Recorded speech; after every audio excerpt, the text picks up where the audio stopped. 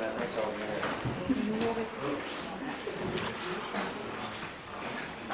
Nous avons vu hier comment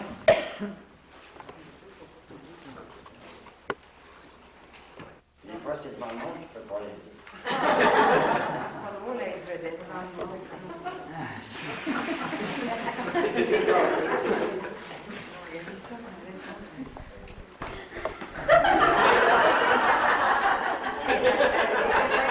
Monique, je continue?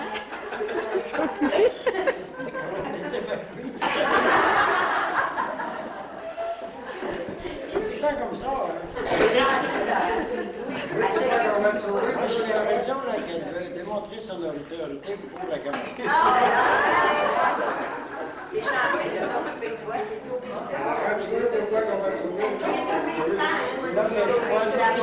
C'est là que je vois le prix de l'obéissance.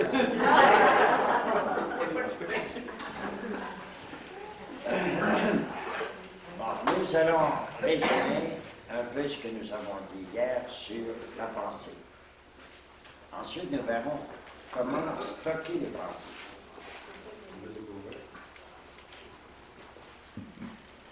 Vous savez qu'on peut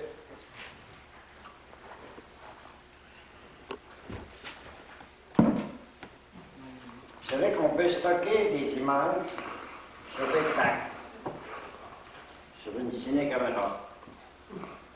On peut même stocker des images sur une bande.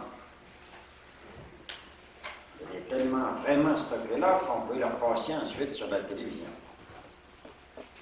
Pour ceux qui sont absents. Et si on pouvait faire ça aujourd'hui, pour les gens, par exemple, qui vont à Saint-Henri, ils pourraient avoir toute la conférence avec le singe, à dire avec les signes en avant.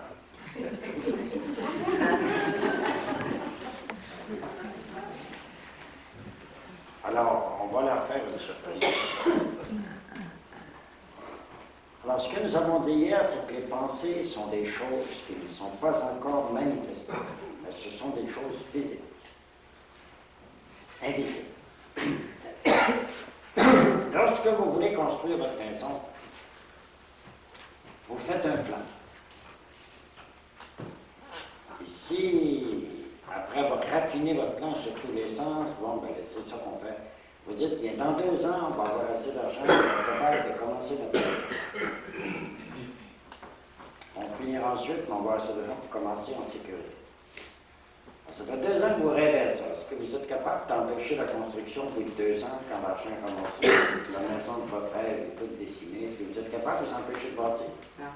Vous êtes capable. Vous avez tout ce qu'il faut, tout ce que vous avez rêvé, vous l'avez. Alors vous ne pouvez pas vous empêcher de bâtir. Une pensée claire, ça se réalise toujours. Je vous citais le cas des pharisiens qui avaient décidé par tous les moyens possibles, ils trouvaient toujours de nouvelles accusations, de nouveaux moyens pour accuser le Christ. Ils ont fini par le faire disparaître. Mais le Christ est venu fonder un royaume qui n'était pas de ce monde, un royaume non matériel. Alors, il a réussi son affaire. Pendant que lui s'en allait dans la terre, que les pharisiens pensaient triompher définitivement, il signait leur écrasement. 30 ans après, c'était tous tués par les Romains. Et le Christ était encore là, bien vivant. On le pensait mort, il était bien vivant. Ça fait 2 fois qu'on le pensait mort. Hein. Quand on a fait le massacre des Saints Innocents, il était parfaitement sûr qu'il était mort. Et la 2e fois, on était encore parfaitement sûr qu'il était mort. Mais non, il se promenait, passait à travers les murs, il venait voir ses apôtres, puis il venait voir ceux qui voulaient le voir. Il n'était pas mort encore. Là, on le pensait mort. On pensait que c'était fini, cette histoire-là. Mais non, ça commençait. Le christianisme était naissant. Il avait en face de lui 2 colosses, l'Empire romain et l'invasion des barbares. Les 2 ont été vaincus par le christianisme. Le christianisme s'est étendu sur toute l'Europe, et ensuite en Europe, l'Europe. C'est une puissance de vie interne qui ne s'arrête pas. Là, il faut faire des martyrs, tuer tous ceux qui étaient chrétiens, et tout. Il y en avait des autres. Ça pousse comme du chien dent, ça. Ah, il y en avait toujours d'autres. Alors, on n'a jamais réussi à arrêter ça, puis on ne réussira jamais. Alors, voyez-vous, une pensée claire, si elle peut se réaliser, si elle est bonne ou mauvaise, ça veut dire qu'il faut faire bien attention à ce qu'on pense. Ce sont nos pensées qui font nos actions. Est-ce que c'est votre pensée, pour ce qui est de la maison, non? Est-ce que c'est votre pensée qui a fait que la maison est comme ci, comme ça, comme ça, comme ça?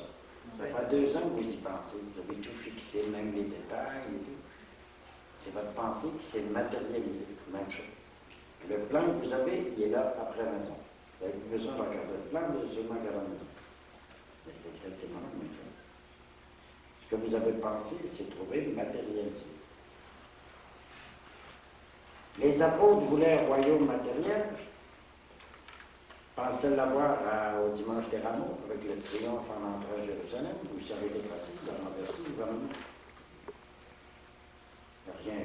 Après la marche de Jérusalem, Jérusalem est mis tranquillement. Ça finit. Mon royaume n'est pas de ce monde.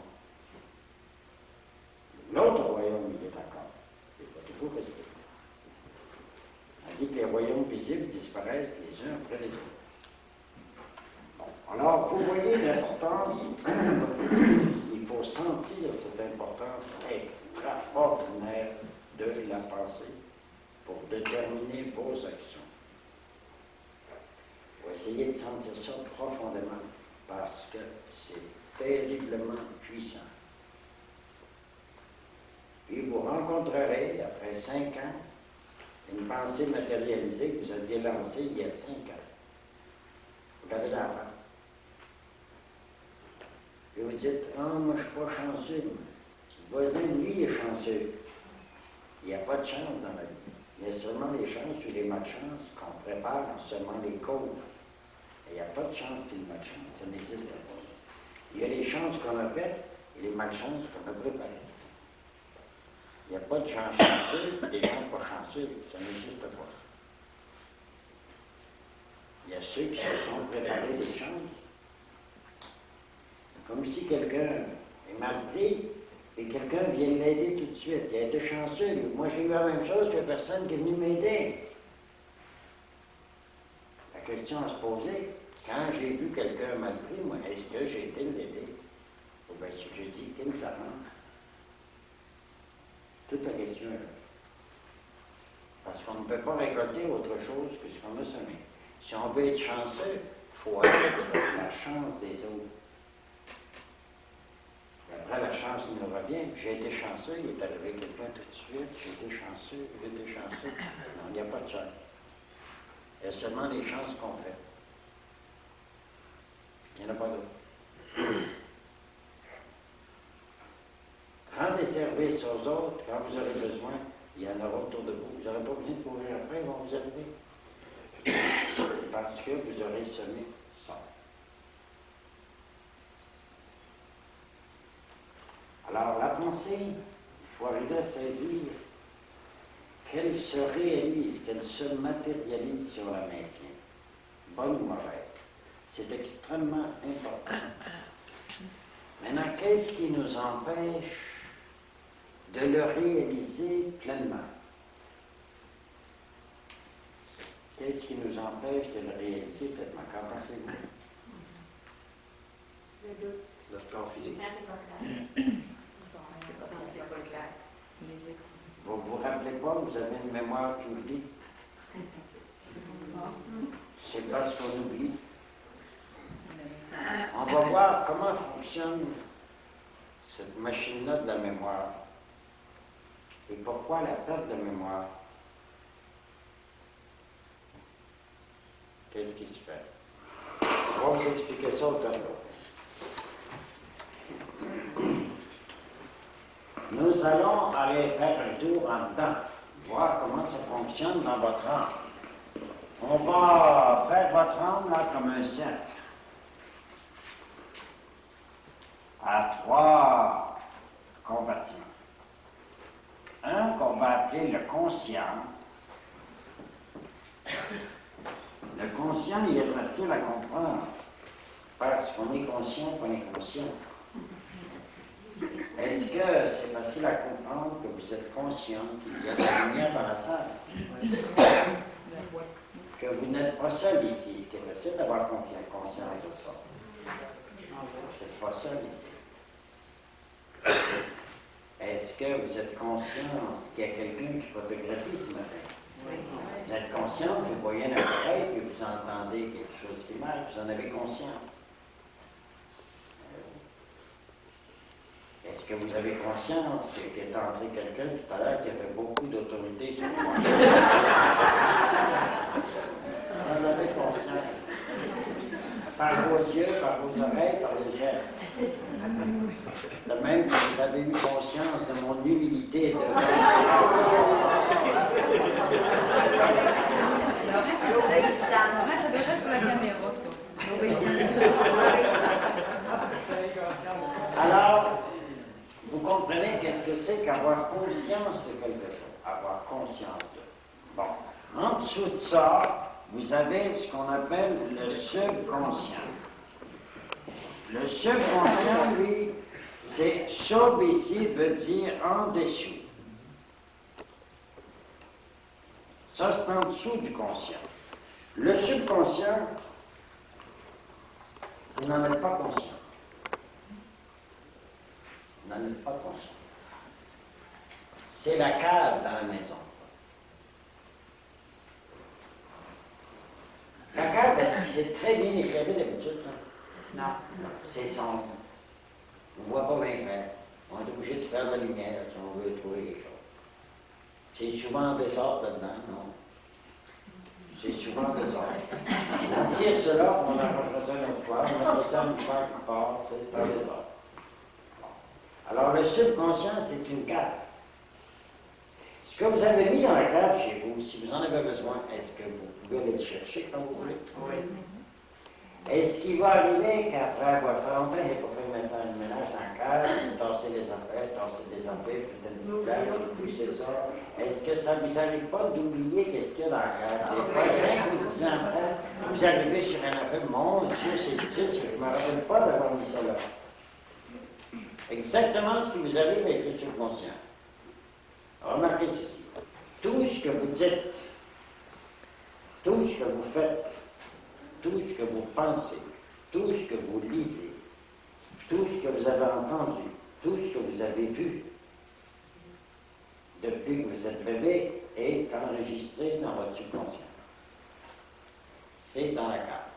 Est-ce qu'il y a un tas de choses que vous avez oubliées dans votre cave? Oui. Un tas de choses. Vous les avez oubliées tout simplement. Vous ne rappelez pas de ça. Regardez ce qui arrive avec les histoires. Quelqu'un dit un mot, ça nous fait penser à une histoire qui nous a été contée 20 ans avant.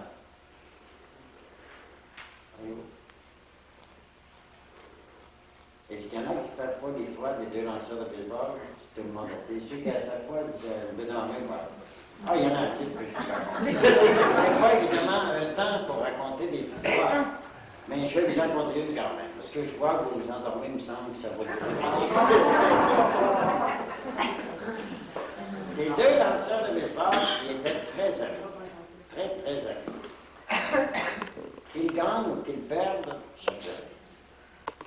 C'était toujours de bonne humeur. Après la partie, à prendre un café ensemble. Il n'était pas question s'il avait gagné ou perdu. Eux, ils lancent. Moi, il y en a un qui dit à l'autre, sais-tu, moi j'ai pensé une affaire. Il dit, le baseball, moi, ça, c'est toute ma vie. Je ne pourrais pas me passer de ça. Je me demande comment je ferais au ciel s'il n'y avait pas de baseball. Il me semble que je m'ennuierais toute la journée. L'autre, il dit, comment est-ce qu'on ferait bien pour savoir s'il y a du baseball au ciel? Ben, je ne sais pas. Mais on pourrait faire un contrat. Celui de nous deux, le premier qui va mourir, il va venir le dire à l'autre s'il y a du baseball.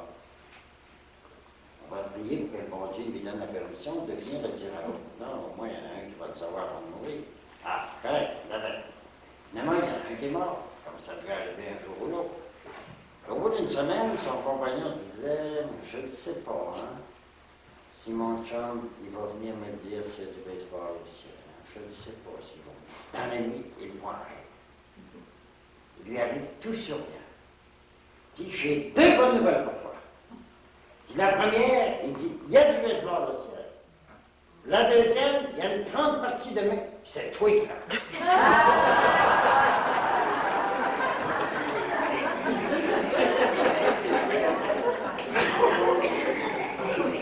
Comme on n'est pas ici pour compter des histoires, alors votre subconscient enregistre tout. Et ça, c'est absolument extraordinaire.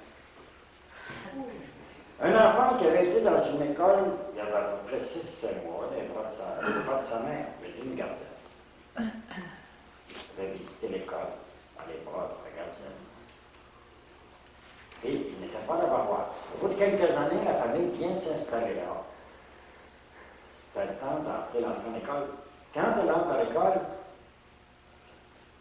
elle dit, je connais ça, elle dit, ici, c'est la première année, la deuxième, ça c'est le bureau du directeur, puis ça c'est la troisième, ça c'est le quatrième. On vérifie, c'était pas ça. On s'informe qu'est-ce que c'est, là, où elle avait dit que c'est le bureau du directeur. Non, c'est un entrepôt. La première année, c'était pas là. C'était pas ça. Elle a conté ça à quelqu'un, comment ça se fait que il a dit ça. Quand il a fait un philo un peu, ben, il dit, informez-vous donc, il y a 6 ans. Où étaient ces affaires-là? Ils sont allés à l'école, ils ont demandé la plus vieille des professeurs. Elle dit, il y a 6 ans, qu'est-ce qui s'est fait si c'était le bureau du directeur? Où était la première année? 1, 2, 3, 4. Tout était absolument exact. Elle avait 6 mois dans la voiture. Ça la gardienne. C'est exactement ça. Je veux absolument le dire. Ça va monter indéfiniment. Tout est enrichi. Tout. Vous avez un nom, vous cherchez le nom de quelqu'un, vous l'avez oublié. 2 minutes après, vous faites d'autres choses, là, vous n'avez plus besoin, comme ça, tout d'un coup, il va revenir. Il était là, hein? Vous l'aviez oublié au conscient, mais il était là. Alors, votre subconscient, c'est comme ça qu'il travaille. Maintenant, vous avez à côté de ça une autre partie dont les livres qui traitent de ça ne parlent pas beaucoup. C'est le superconscient. Le superconscient et le subconscient sont tous les deux inconscients. Tous les deux. Vous avez conscience seulement de celui-là. Ça, c'est le subconscient ou le superconscient. Le superconscient, c'est là que vous recevez vos inspirations. Vous avez remarqué des fois dans une lecture ou pendant une conférence, tout à coup vous saisissez quelque chose que vous n'aviez pas compris. Tout, vous l'avez dit. Ou bien vous priez, tout à coup, hop, vous saisissez quelque chose. Ça, c'est dans le superconscient. C'est l'esprit qui éclaire. Quand vous voyez le Saint-Esprit, là, il en parle. Et quand vous avez compris quelque chose, qu'est-ce qui arrive ensuite? Ça descend au conscient. C'est là, il descend au conscient tellement que vous pouvez l'expliquer à un autre. J'ai compris quelque chose ce matin. Ça va prier, tout d'un coup, j'ai compris quelque chose. Là, vous l'avez au conscient et vous pouvez l'expliquer à quelqu'un. Et quand vous avez fini de l'expliquer, c'est vraiment ça que vous voulez les yeux. Qu'est-ce qui arrive? Ça va dans le subconscient. Pouvez-vous le faire revenir un quart d'heure après pour l'expliquer à l'autre? Le lendemain, vous dites, hier, j'ai compris une chose. Au bout d'une semaine, vous allez, la semaine passée, j'ai compris une chose. Vous le faites revenir au conscient. Vous allez chercher dans la case, vous le faites revenir au conscient. Alors, ceux qui font revenir facilement les affaires du subconscient, on dit qu'ils n'ont aucune mémoire. Ils ont une mémoire consciente, les autres ont une mémoire inconsciente. Tout est là. Tout. Ici à Montréal, il y a un médecin il y a quelques années qui a fait une expérience. Il a hypnotisé une secrétaire d'un président de compagnie. Il lui a demandé d'écrire la première lettre qu'elle avait écrite 3 semaines avant 9 heures du matin. Elle l'a fait. Le médecin était vérifié que le président de la compagnie, on a sorti la vie, il y avait une faute dedans, la même faute qu'il y avait dans la lettre. C'était la même faute. Elle avait écrit ça très très bien. Première lettre, c'était lundi matin, il y a 3 semaines, elle venait à faire, je crois, on a dit ça, on a tout été écrit aujourd'hui. C'est revenu. Très curieux. Alors, quand on sait que tout est là, alors si tout est là, quel est le problème pour le Saint-Esprit de nous éclairer? Même problème, quand il fait noir dans la salle, que vous avez une bague qui est à terre, vous ne savez pas ce qu'elle est, il fait noir chez nous, vous apportez une lumière de poche, ah les gars, l'Esprit éclaire quelque chose qui est là, quand il dit, ah j'ai compris quelque chose. Voyez-vous? Les paroles d'évangile que vous avez entendues sont là en vous. Tout à coup, vous en comprenez une. Cet esprit éclaire au-dessus, là, là, j'ai compris. C'était là. Là, vous comprenez. Alors, si le subconscient enregistre tout,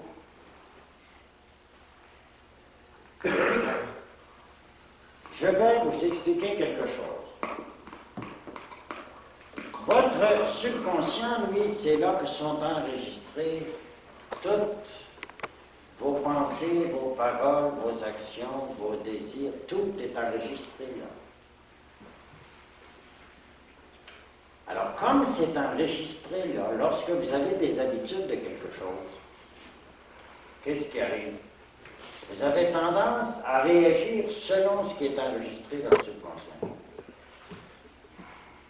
Vous avez tendance à réagir comme ça. La tendance est là. L'habitude est prise. Une habitude, ça se prend ça avec des actions répétées. Pour le bien comme pour le mal. Les deux. Alors, comme votre habitude est enregistrée, vous avez tendance à réagir de la même façon. Est-ce que l'enfant prodigue, en prenant chez lui, a été converti du jour au lendemain? Oui, il est revenu à la maison. Mais il est revenu à la maison pour un motif très surnaturel ou parce qu'il avait faim et mal au ventre? Alors, les vices qu'il avait acquis en cours de route, est-ce qu'il va être obligé de les dévisser? Il ne pourra pas continuer à les pratiquer, il n'y a plus d'argent. Il a juste son petit salaire comme les autres employés, là. Il ne pourra pas continuer. Mais est-ce qu'il va avoir tendance à continuer? Est-ce qu'il va rêver? Il va rêver des vieilles histoires, hein? Il va rêver longtemps, jusqu'à temps qu'il ait réussi à éteindre ça dans le subconscient. Ça veut dire que quand on fait une action, il faut envisager les conséquences des actions. Les conséquences pour nous autres et pas les autres. Il est obligé de se battre à mort contre lui-même. Il n'est plus capable. Il n'est plus capable d'aller voir, il n'est plus capable d'aller voir les filles, il n'a plus d'argent. Il n'est plus capable de faire, de payer un encore, il n'est plus capable, il n'a pas. Et il reste rien qu'à toffer. Et en plus de toffer, il peut se corriger, changer de vie. Alors, refaire donc au conscient une autre programmation de vie. Là, les deux se battent le pouce, mais s'il est bien décidé, il va gagner. Mais les deux se battent. Mais en toi, le bien et le mal, hein, les deux sont là. Il sait quoi faire, là, mais il y a le poids de tout ce qu'il y a. Puis ce poids-là, il le sent. S'il est habitué de boire, il a soif, il voudrait boire. Mais il n'y a pas d'argent. Ça s'appelle payer. Jusqu'à temps qu'il ait réussi à en triompher. Et pourtant, il est reçu comme quelqu'un de la famille, tout ça, on le reçoit très bien. Mais on ne lui donne pas les vertus. Si quelqu'un se convertit,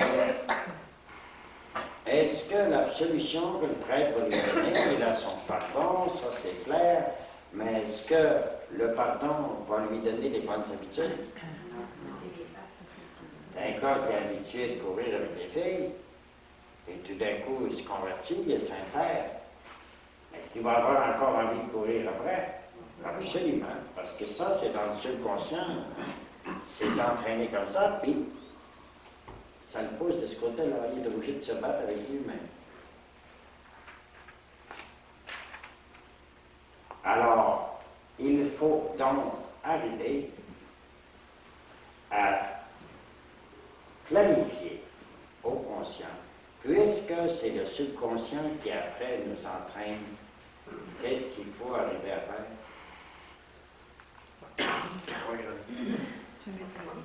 Reprogrammer votre subconscient. Le reprogrammer. Lui, dans la cave, mettez ce que vous voulez. Pouvez-vous reprogrammer la cave chez vous? Si vous n'avez pas fait le ménage depuis 10 ans, là, mettez-vous à faire le ménage, vous allez voir que vous allez avoir une autre programmation, puis il y a des morceaux qui vont sortir au vidange.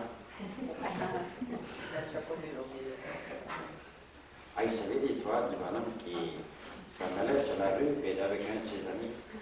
Il pouvait passer dans ce temps-là, ramasser les vidanges avec une moirine, un cheval, hein, puis... Alors, il disait à son compagnon, il dit, ça c'est un saint, c'est le type qui a ramassé les vidanges, ça c'est un saint. L'autre dit, pourquoi tu dis ça? Ben, c'est parce qu'il ramasse des vidanges. Mais l'autre, il n'avait pas compris. Le lendemain, il voit le vidangeur, puis il dit avec ses amis, hey, ça c'est un saint. Il dit, pourquoi tu dis ça? Ah, je pense que je suis des cochons.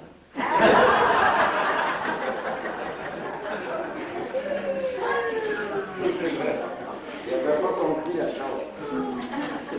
Alors, votre subconscient peut être reprogrammé. Quand vous décidez de changer de vie, qu'est-ce que vous faites?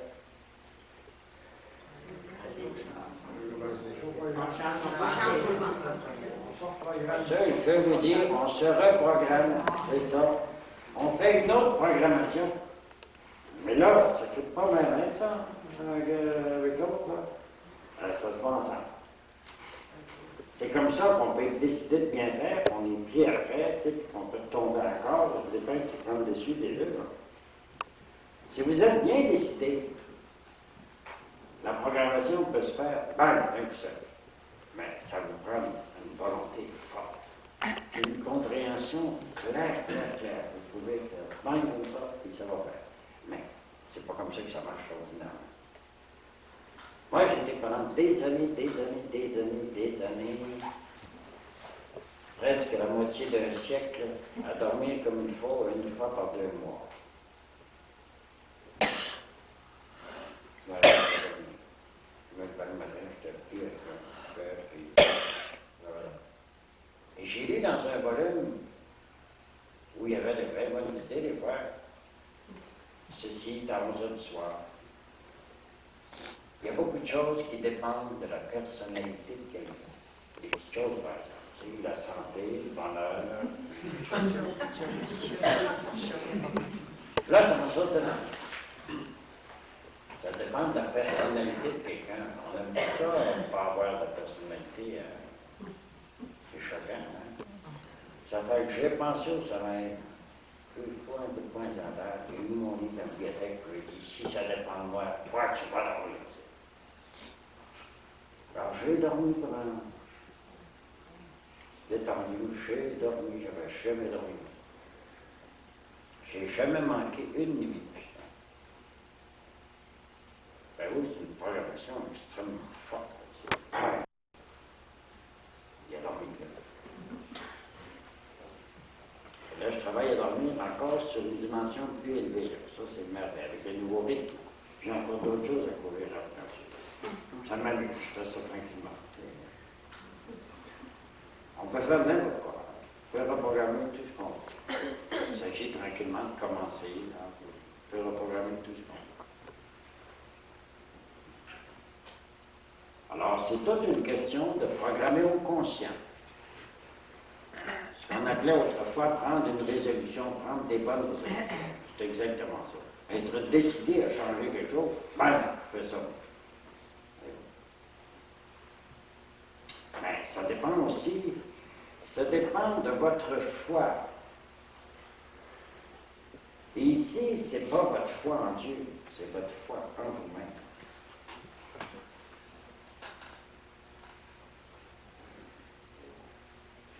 Je suis capable de faire ça. Priez tant que vous voulez pour que Dieu vienne faire votre dîner, il ne viendra jamais. Pourquoi? Parce que vous êtes capable de faire. Alors, il faut que vous me disiez, ben, je suis capable de faire mon dîner, je vais le faire, n'importe qui.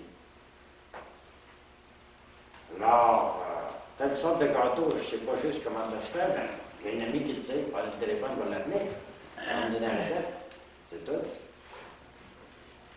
Je vais le faire. Je suis capable de le faire, vous dire. Je suis capable, vous allez le faire. Mais si vous dites, quand vous dites, je suis pas capable, je suis pas capable, je suis pas capable, c'est fini. Parce que vous avez déterminé que vous n'étiez pas capable. Tâchez de perdre l'habitude de dire, je suis pas capable. On peut faire n'importe quoi. On peut faire absolument n'importe quoi. Absolument rien n'est possible. Il n'y a rien d'impossible à l'homme. Ce qu'il ne peut pas faire, il le fait.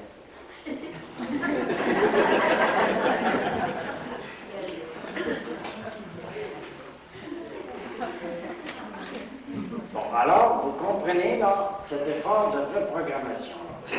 Et dans cette reprogrammation, remarquez ceci. Vous autres, votre but dans la vie est fixé. C'est pas d'arriver être riche, d'avoir un gros bateau, puis un avion, puis d'avoir ci, ça. Non. Vous avez un but de la vie qui est complètement mort. Dès que vous avez la foi, là, vous comprenez que la vie d'ici, c'est pas long. Demain, on va tout être mort au cimetière. Et que l'autre vie est pas mal longue. On n'a pas longtemps en vie, mais on va être longtemps mort. Hein? Alors, il faut préparer l'autre vie. Comment est-ce que je vais faire ça?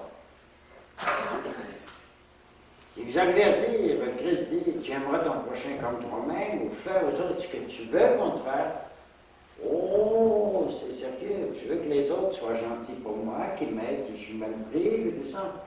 Alors comment je vais faire pour avoir ça? Je vais le faire aux autres. Je vais le faire aux autres. Puis quelquefois, c'est amusant. Hein? C'est marqué dans l'Évangile. Si quelqu'un me demande de faire 100 pas avec lui, fais-en 200. Fais-en un petit peu plus. Ça, c'est le bout de la générosité. Un soir, à la session, pas la dernière, l'autre avant, il y avait un type ici à la session, lui, qui n'a pas de problème. Il a dit que je ne sais pas. Il n'y en a pas. Il faisait une belle session, peut-être content.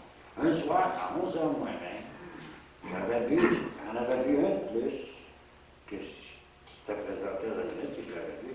J'étais fatigué, je l'envoyais un petit peu, j'étais fatigué. Alors, je dis, bon, là, il m'a pas l'autre temps, là, je vais coucher, il faut pas passer ma tasse de café de l'autre côté.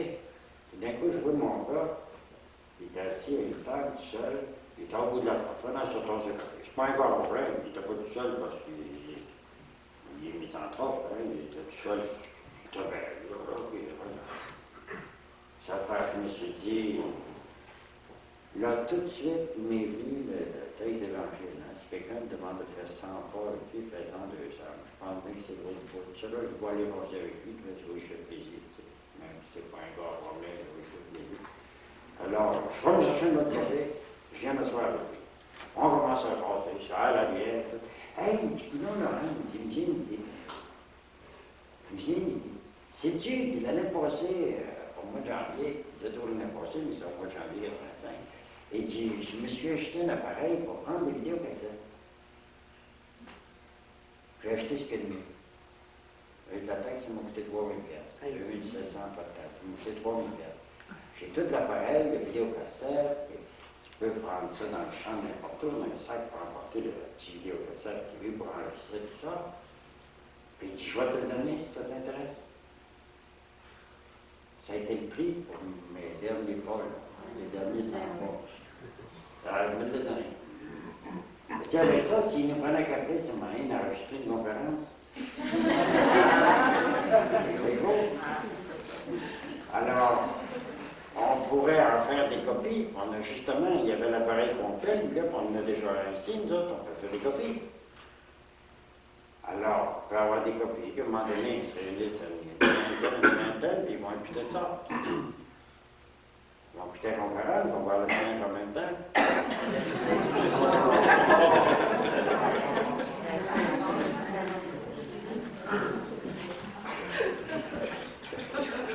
Alors, voyez-vous, ça peut être utile, hein, puis j'avais déjà pensé à ça.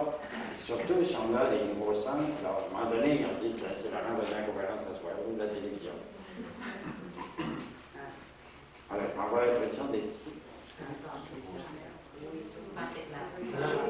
Ça fait 6 mois qu'on y pensait, nous autres. Hein?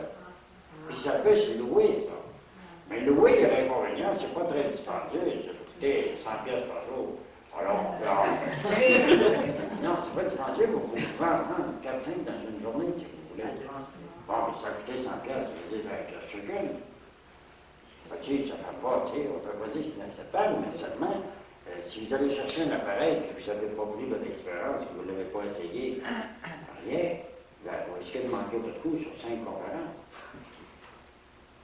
Tandis que si vous avez l'appareil, vous pouvez pratiquer comme ceci, là, 5 ans après, avec 10, 15 fois, vous bien comprendre tout, pour que ce soit plus agréable. Alors, il m'arrive un appareil, puis de très, très belle qualité, une Cadillac.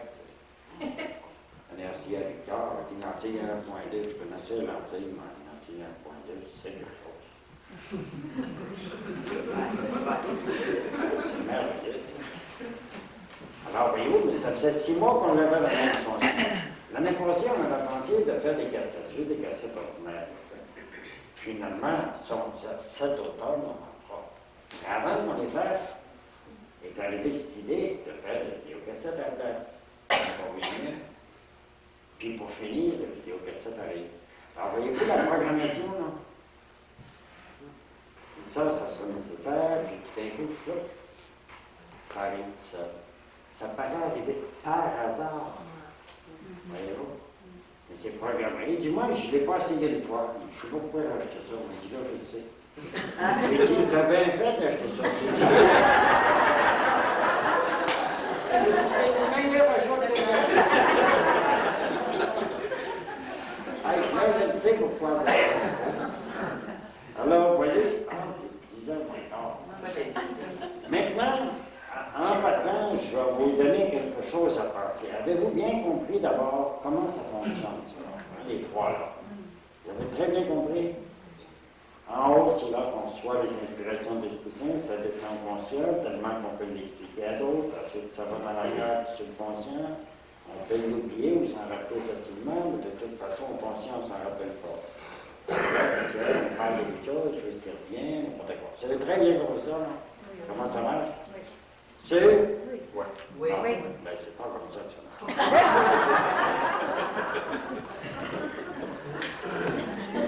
Mais si, je vais vous donner juste l'idée. Mais si je ne vous l'explique pas comme ça, vous n'y comprenez rien. Il faut que vous compreniez, il faut vous l'expliquer comme ça, même si ce n'est pas comme ça que ça marche. Parce que ça, c'est clair, vous avez bien compris. Là. Ça reste bien pareil. Hein? Ça reste pareil. Oh.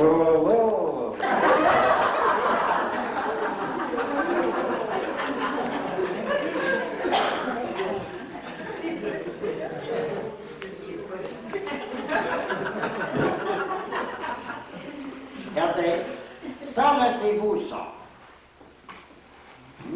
Ça, bon. Peu importe le dessin élégant ou moins élégant. Regardez, ici, dans votre âme, là, vous savez que Dieu est. OK? Oui. Bon. Vous savez que Dieu, c'est toute connaissance. Alors, lorsque, à l'intérieur, vous avez une lumière de l'esprit qui descend, là, vous éclairez, je ne sais pas cette lumière-là. Ça descend pas. Elle est là. Si on va prier cet esprit, voyez-vous? Là, voyez-vous? quoi c'est vrai avec notre ancienne forme de pensée. Vous comprenez très bien ce que je vous ai expliqué, mais avec une autre forme de pensée, vous êtes obligé de comprendre que c'est autrement. Alors, voyez-vous, lorsque l'esprit éclaire, c'est une petite lumière là, qui s'éclaire là. De la même façon qu'en temps de maison, vous avez perdu votre père, moi je suis en temps de maison, c'est clair quand on n'a pas la porte. C'est la même chose. Elle devient lumineuse à cause d'une lumière, mais en temps de maison. Alors, en dedans de votre maison, l'Esprit Saint, il y a quelque chose qui est là. Et là, rappelez-vous le message, là. C'est inutile d'envoyer quelqu'un de l'autre bord des mers pour rapporter le message de Dieu. C'est inutile d'envoyer l'autre bord des nuages. Donc, de l'envoyer au ciel, comme on disait. C'est inutile. Non, la parole de Dieu, elle est dans ton cœur, que tu la médites, tu la mets en pratique. En la méditant, c'est là ta petite lumière de l'esprit. Alors, tout est conservé là. Ce qui est conscient, ce qui est subconscient, le superconscient, c'est une petite lumière qui fait comme la flashlight. Tout se passe en dedans. Parce que vous avez en dedans tout l'univers, tout le royaume de Dieu. Et vous avez Dieu. Donc, vous avez tout le temps. C'est pour ça que quand on disait « Connais-toi toi-même », tu connaîtrais Dieu et tout l'univers. Bon.